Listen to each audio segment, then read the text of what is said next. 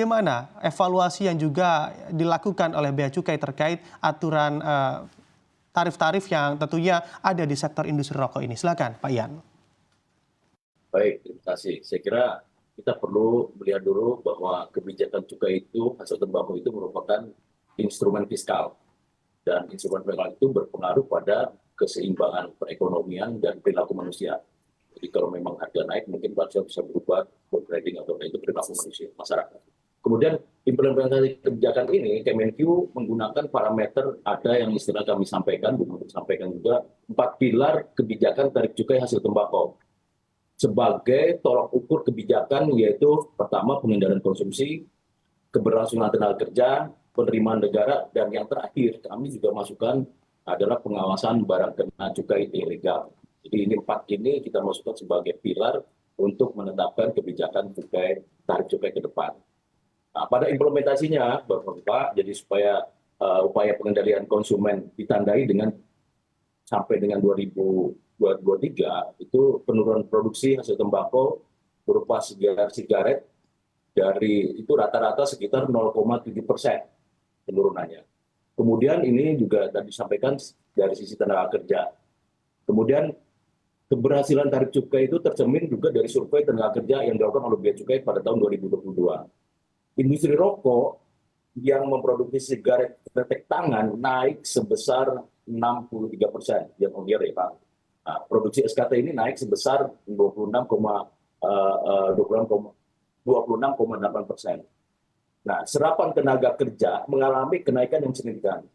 Itu dari tenaga kerja. Jadi kami pun tadi keberlangsungan tenaga kerja kami pertimbangkan juga. Kemudian sisi penerimaan ini 5 tahun terakhir rata-rata kenaikan tarif cukai sebesar 11,5% dan berhasil mendongkrak pertumbuhan penerimaan rata-rata sebesar 7,08%. Nah, kebijakan cukai hasil tembakau ini juga dibuat tidak serta-merta hanya mengutamakan capaian penerimaan semata, namun juga mempertimbangkan effort menekan rokok legal secara nasional. Itu jadi 4 pilar ini yang kami gunakan sebagai dasar untuk pertimbangan untuk penetapan tarif ke depan.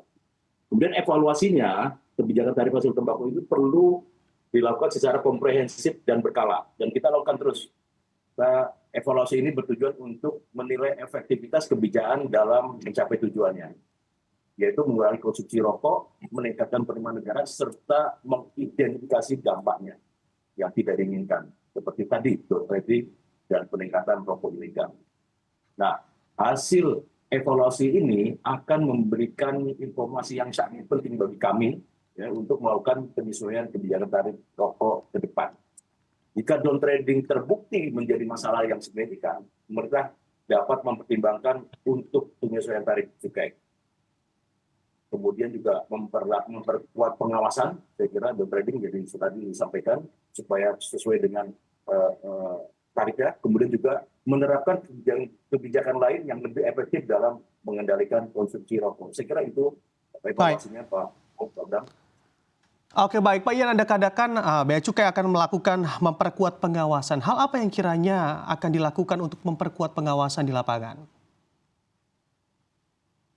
Baik, jadi ini beberapa hal ya sekalian yang kita sampaikan.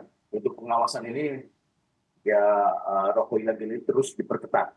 Terakhir itu kami juga melakukan operasi gempur yang dilakukan seluruh Indonesia, baik itu di produsen maupun yang di pemasaran.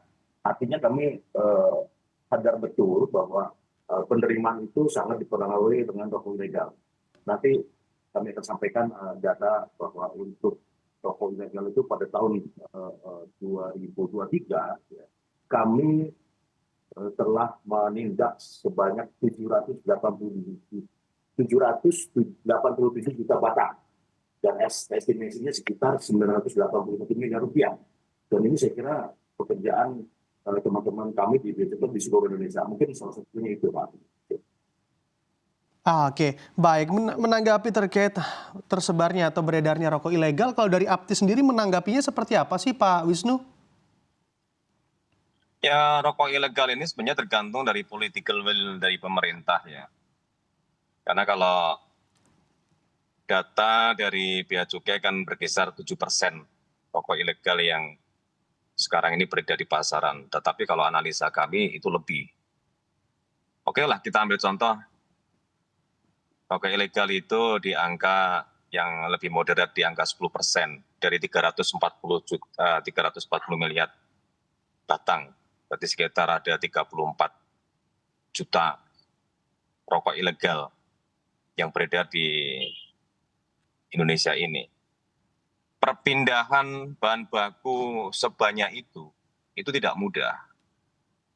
Dan perpindahan mesin pembuat rokok itu juga tidak mudah. Kalau pemerintah dan aparatur yang berwenang di bidang masalah penindakan cukai ini betul-betul serius, saya kira tidak hal yang sulit untuk memberantas rokok ilegal. Karena pusat-pusat kantong-kantongnya pasti Bea Cukai, kepolisian, atau pihak yang lain pasti tahu di mana itu kantongnya. Dan rokok ilegal ini juga sebenarnya merugikan kami, para petani tembakau yang ada di seluruh Indonesia. Kenapa demikian? Karena pembelian dari perusahaan-perusahaan rokok ilegal itu tidak ada kontinuitas. Mereka hanya beli-beli sporadis dan harga juga tidak baik karena harganya harga murah. Harapan kita memang rokok ilegal ini betul-betul diberantas, sehingga industri-industri yang benar-benar industri rokok, yang mereka legal, yang membeli tembakau petani, sehingga ada kontinuitas dan ada harga yang layak buat para petani. Baik.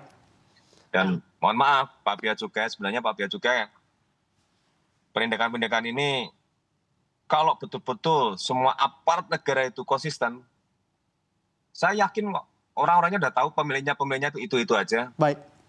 dan nggak banyak.